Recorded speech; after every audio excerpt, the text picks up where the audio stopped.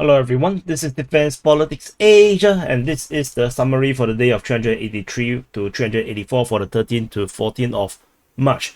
And let's start off with the biggest news, which is actually in the Bakhmut Front. So, the Bakhmut is actually here. The Bakhmut Front in the north of Bakhmut City, in the village of Zaliznyanske.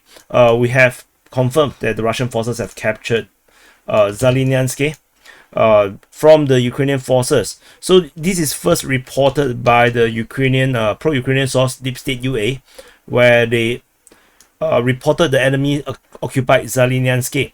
And then in the Telegram post just posted just before I wanted to start the recording, the Prigozhin has put out an announcement that they have captured Zaliznyanske despite the lack of ammunition. So this is also kind of like trying to tell the world, or at least to Russians, that even with the lack of ammunition or deprivation of the ammunition wanted by WAGNER group, the WAGNER group still managed to capture Zaliznyanske. And this comes after the day of fighting being reported by the Russian Defense Ministry in their yesterday's report, which is actually referring to the day before yesterday. And so this is quite a problem for the Ukrainian forces, because after Zaliznyanske, you don't really have any settlement at least 4 kilometers away, 4 to 5 kilometers away from Zaliznyanske, which means the Ukrainian forces will have trouble, protecting this area. They probably can defend from within this forest region, but it's going to be very challenging. So they're likely to be here. This is the only defensible position, maybe along the forest line, and that's it. The Russian forces can bombard the hell out of these locations, and these areas will be very difficult for the Ukrainians to reinforce. So the Russian forces would be able to spread out from this area should they choose to roll across the farmland, which I don't think they would. So in the other areas of the front line, nearby we have fighting continue to be reported near Minkivka on the 13th to 14th and the 14th, reported by the Ukrainian Defense Ministry, then by the pro-Russian source Ryba. Orikhovo-Vasilievka situation remains the same. The Ukrainian forces managed to hold the line, with the pro-Ukrainian sources reported the line to be still like this. The previous incursion that I have reported seems to have gone. This push in has not worked out. So the Russian forces currently look likely is still outside, but they are currently still attacking Orikhovo-Vasilievka at this moment. There's also fighting reported near Dubovo-Vasilievka on the 13th, according to the Ukrainian Defense Ministry. They still want to quote this name, and however, at the same time, they also quoted Kryhorivka, with the fighting reported towards the direction. Deep State UA also reported it on the 14th, which means the fighting is probably with the Russians trying to push out in this direction. And at Bodanivka, we also see fighting reported on the 13th and on the 14th. Both are reported by Deep State UA. And coming to the Bakhmut city itself, we have fighting reported at Kromove on the 14th, according to the Ukrainian Defense Ministry. There's fighting near Yakhine. Somehow the Ukrainian Defense Ministry started to call out this name again, Yakhine, which is a bit outdated if you ask me. There is also fighting reported in the north of Bakhmut, in the area near the industrial area. And on the 14th, there is reports of Deep State UA, by Deep State UA, that the Ukrainian with the Russian forces entering the Azom plant.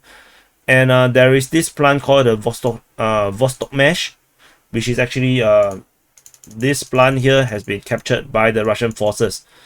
Previously, I believe this is the plant where Zelensky took some photo and meet some of the Bakhmut soldiers.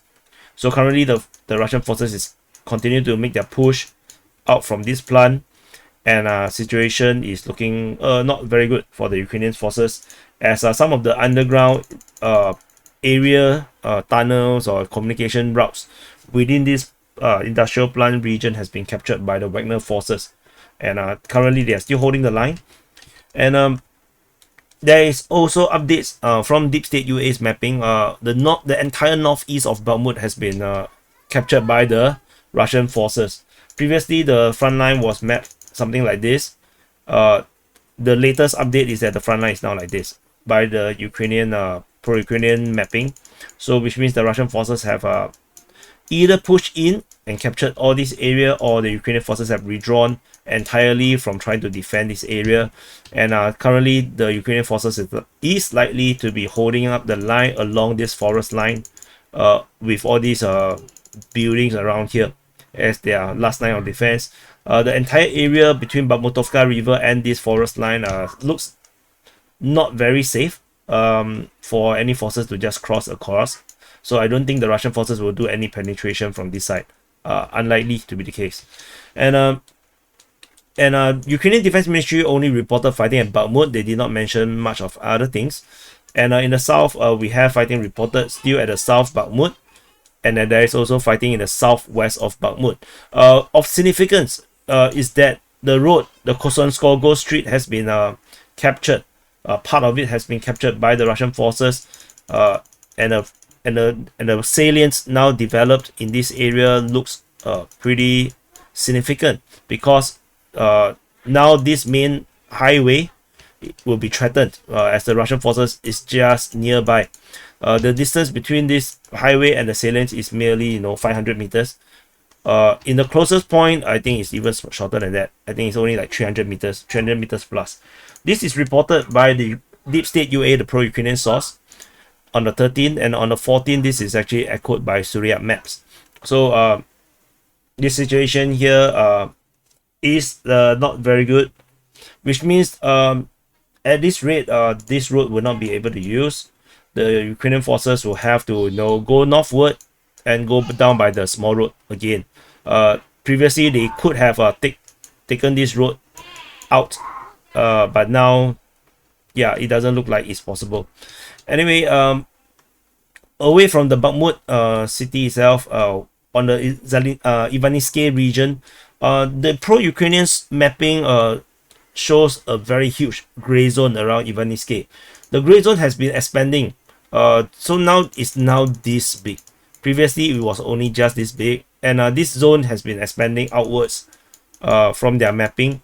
So, not exactly sure why, but Deep State UA have a lot of sources, and their information tends to be rather accurate. So, fighting is reported at Ivanivske, though, according to the Ukrainian Defense Ministry, and then the Russian Defense Ministry also reported fighting around the region of Ivanivske on the 14th. On the 13th, fighting is reported near Chasivya, which is kind of weird, as the Ukrainian Defense Ministry like to say that. Myro Shenikov, the pro-Ukrainian source, simply reported fighting is near the T0504, correct, highway, this highway towards Konstantinivka. So the fighting is actually in this direction. So maybe this is why the Ukrainian Defense Ministry say it's close to just Chasivya. However, in the information from Myro Shenikov about the situation yesterday on the 14th of March, the Ukrainian forces have launched a counterattack, and they managed to push the Russian forces back a couple of 100 meters. So the Ukrainian forces counterattack and managed to push the Russian lines backwards. But I do feel that it doesn't feel like the WAGNER forces deliberately wanted to capture this region here. It seems like they don't really want this area. It just feels very different from the way how they fight in other regions. So anyway, it does seem that they allow the Ukrainians to do all this counterattack, so that the Russian forces can attack, run and scoot kind of thing. Yeah, to kind of tide out the Ukrainian forces probably in this area here. Anyway, this still keeps the pressure on the Ukrainian forces. So moving on to the next big news is the American drone. A US MQ-9 Reaper drone crashed in the Black Sea. So the Russian Defense Ministry put out a statement saying that on the morning of the 14th of March, there's an American MQ-9 UAV flying over the Black Sea near the Crimean Peninsula was detected. Then the most unusual thing was that the transponder was actually off. and then they actually entered into the airspace, the no-fly zone established by the Russian military. So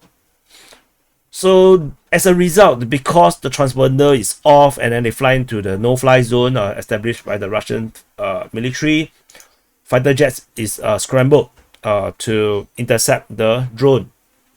And in a very interesting statement, they say that as a result of quick maneuvering, the MK-9 drone went into unguided flight with loss of altitude and then collided with the water surface. And then they made a point that the Russian aircraft did not use their weapons and they did not touch the UAV, and they flew back to their airbase safely. So this is the Russian version of events. The American version of event was that the MK-9 was conducting a routine operation in international airspace, and then it was intercepted and then hit by a Russian aircraft, resulted in a crash and complete loss of the drone. This is by the Air Force General James B. Hacker, of the commander of the US Air Force Europe and Air Force Africa. So they say this is an unsafe and unprofessional act by the Russians that nearly caused the both aircraft to crash, which is kind of weird. It's a drone, right? So unsafe to who? To the drone, or it's more unsafe to the Russian pilot, I would say. So of course, when the drone crashed, what everyone wants to do? Recover the drone. But unfortunately for the Western powers or the NATO or the Americans, the Russians actually managed to salvage the drone, some parts of it, from the sea, and then the reason was because this is actually very close to Sevastopol. It's merely 60 kilometers away from Sevastopol, and as a result, the Russians reached there first, and they managed to fish out the wreckage. Reportedly, Romanian helicopters tried to fly towards the crash site, but after flying about 100 kilometers, they returned to base. And then the AWAC aircraft of the Italian Air Force and anti-submarine P-8 Poseidon were flying around to monitor the situation. So 100 kilometers from Romania, let's see how far is that. Yeah, they didn't go very far. And what can the helicopter do? I have no idea. So and then I saw a flight path of the Poseidon. The Poseidon was actually flying this direction, and then it was just doing this. They don't even dare to go into the Black Sea. So so the situation for this case is rather peculiar, because typically American drones flying over the Black Sea, so far the Americans tend to fly around here. This is the place that I usually fly. So for them to fly without transponder to this point, let me turn off this. So for the Americans, usually they fly around here and then they fly back. But for them to fly all the way to this point to get crashed, I think this is very unusual, especially that transponder is not on.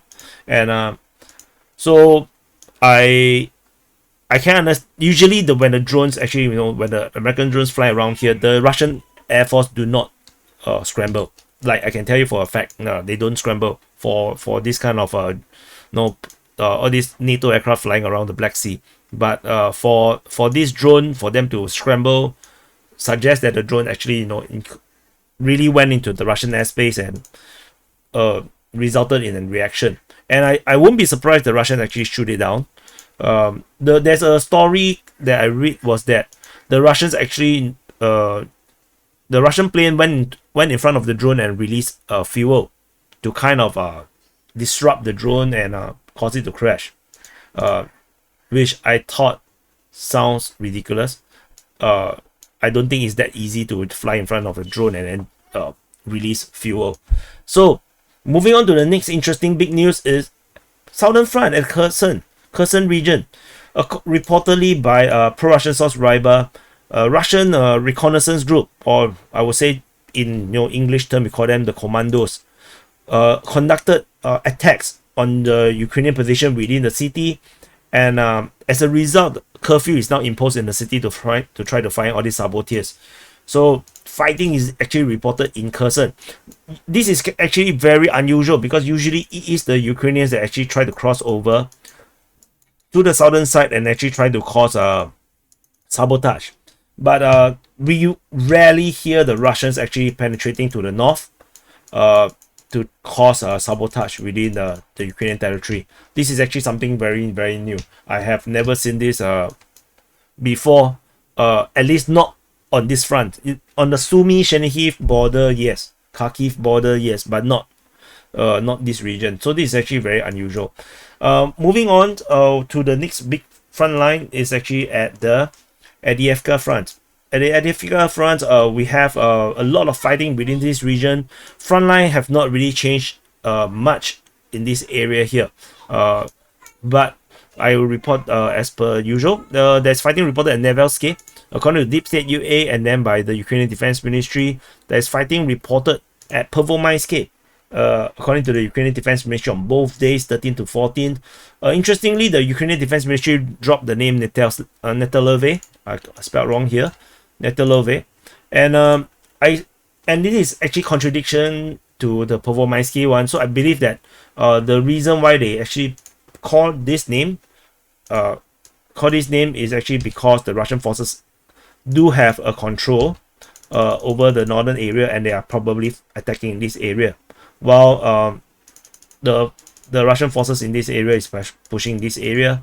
So maybe as a result, no, we have fighting being reported here and here separately. Moving on to, in the Zaliznyanske region, the fighting is still being reported in this area, with the Russian Defense Ministry reported fighting towards Tonenka on the 14th. On Myroshnikov, the pro-Ukrainian source, reported fighting at Vodian on the 13th. Ukrainian Defense Ministry reported on the 14th. And towards Zaliznyanske was also reported by the Ukrainian Defense Ministry on the 13th and on the 14th. So it's interesting, they wrote Vodian and then they also wrote Zaliznyanske. So I believe it actually represents a different push, and then the Russians are actually reporting the Tonenka direction towards here. The Ukrainians are actually desperately trying to hold this line. They are definitely not going to allow the Russians to break this line. Breaking this line, it will be disastrous, as effectively, if these two falls, the entire flank, the western flank of Avdiivka will be wide open for the Russians to capture. There is also fighting reported at Avdiivka, according to the Ukrainian Defense Ministry, on the 13th. And on the 14th, Deep State UA reported the fighting is on the eastern part of Avdiivka. So this is actually something new. We haven't really seen the fighting on the eastern part of Avdiivka for some time. And then at Kayamka, the fighting continued to be reported over here on the 13th and on the 14th, according to the Ukrainian Defense Ministry. Myroshnikov, the pro-Ukrainian source, reported fighting is now moving towards the Avdiivka Coke plant, which is actually this Coca-Cola plant. No, not Coca-Cola plant. Pepsi Cola. No, not Pepsi Cola. Anyway, the plant here. And so after the control of here, they are now pushing in this direction. Probably, they are trying to close this gap. So let me use another color. They're probably trying to close this gap. And then because there's a water area here. There's a water area here. So they can actually, capture this area, and then they can actually close up and capture this area. And this will provide the Russians with a perfect defense line that is actually a lot smaller and easier to defend. And there's another water region here. So this is probably what the Russians will do, and then they will actually be able to put a tremendous pressure on Avdiivka across the entire eastern line. On the north, there is fighting continuing to be reported at Krasnohorivka. The front line have not changed so far. The Russian forces still continue to hold most of Krasnohorivka, with the Ukrainians holding the remaining third.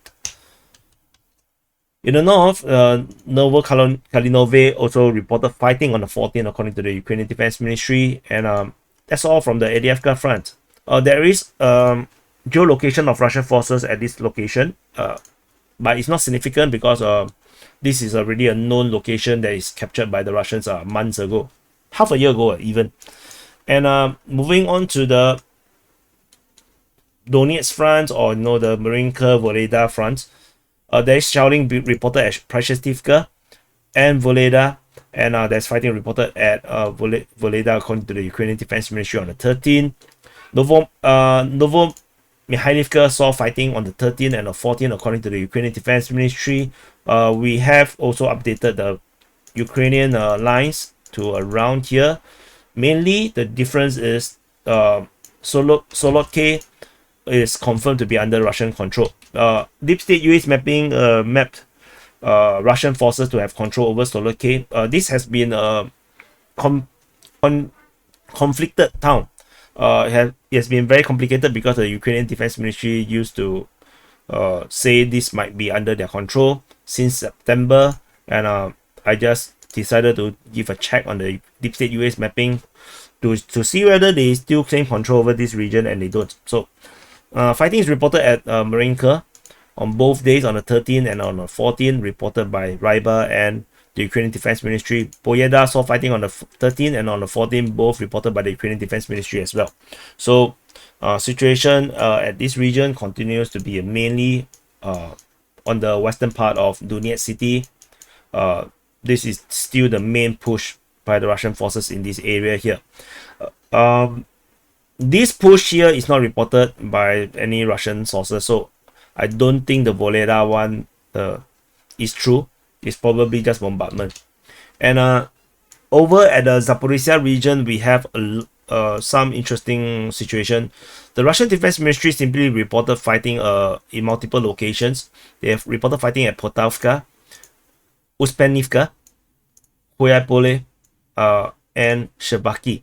However, the pro-Ukrainian source Myro Shenikov reported fighting near Lobkove, Nesteryanka, and Dorozyanka. So they say there are fight in the area in these gray zones, but he basically said that the most of it seems to be artillery duels. I don't think this is any real offensive. I think it's just positional fighting in these few areas. I don't think this is actually any offensive, but the number of bombardment within this region seems to be reported more and more often by the Russian Defense Ministry. It could be two things. One, it could be trying to soften the Ukrainian forces to do their own offensive, or there could be a gathering of Ukrainian forces within this region to prepare for their counteroffensive, which the Russian forces is trying to eliminate. So anyway, that's all from Zaporizhzhia region. I've missed this. There's a MiG-29 shot down over Pokrovsk, or reported by the Russian Defense Ministry. Talking about MiG-29, Poland seems to be intending to pass to Ukraine all their MiG-29s. I think the number is around just under 30. And the MiG-29 by the Polish seems to be very advanced, and they are entirely able to operate with NATO standard communications, radar, and weaponry. So that will be pretty meaningful for the Ukrainian Air Force. And moving on into the Kreminna Front. At the Kreminna Front, the fighting rages heavily around this area as well. This is another major front line with the Russian forces attacking in the Zaliznyanske forestry, according to the Ukrainian Defense Ministry, on the 13th. And there is also fighting reported at Toske, according to Myro Shenikov, on the 13th. Yampolivka saw fighting on the 13th and on the 14th. 14th is reported by the Russian Defense Ministry. And there is also fighting being reported at Shevonopopivka on the 13th, Nevsky on the 13th and the 14th by the Russian Defense Ministry. Ryba reported, the pro-Russian source reported the Ukrainian counteroffensive at Belka Zuravka, which actually this valley region here, this valley region area, the Ukrainian forces launched a counterattack.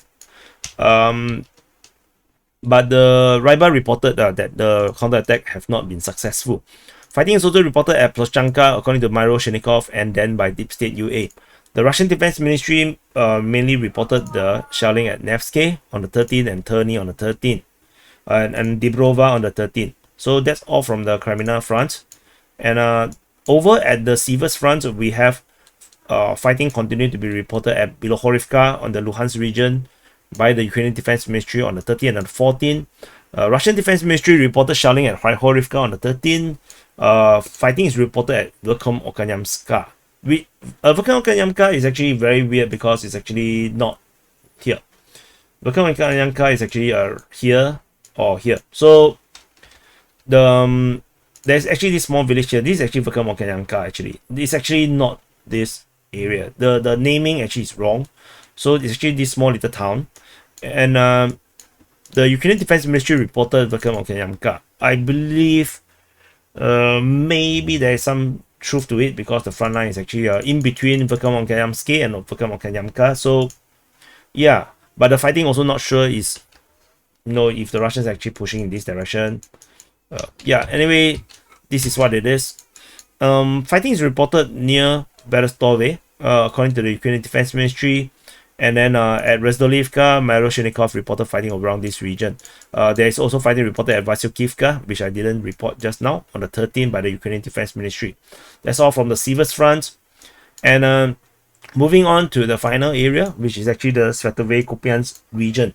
So this Kupiansk, this Svetove, and this actually this is a very long front line, but this is looking like yin yang, the yin and yang. So on the Svetove region, there's only shelling being reported at Avdiivka and Stemekivka, according to the Russian Defense Ministry.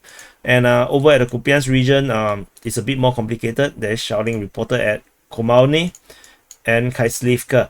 The Russian forces is reportedly fighting at Yakinny, according to the pro-Russian source Ryba, where there is a push within this area here against the Ukrainian lines. And then over at the Voreshna region, there is shelling reported at Sinkivka, according to the Russian Defense Ministry. And over near the Voreshna region, there is fighting reported at Masyutivka, according to the Ukrainian Defense Ministry, and at Pranikivka or Granikivka.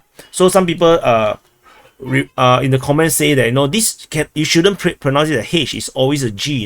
Even if it's Ukrainian, it's a G. For me, I'm reading this as English. So if they're gonna spell it as H, I'm gonna pronounce it as H. So if the Ukrainians are not happy about it, don't anyhow rename stuff. So this is not Gorobivka or Gorobovka. This is Horobivka because they write H. So live with it. And over at Voreshna, it's very weird. The Ukrainian Defense Ministry reported fighting at Voreshna again. And Voreshna, like I mentioned before, this across the Oskil River. And I have no information that suggests that the Russian forces have built a pontoon crossing across to actually attack this city of Voreshna. So continue to take a pinch of salt about Voreshna. Until we have further information, at least maybe from Deep State UA, Suryak Maps, or Ryba, that can explain how is there any fighting in this area.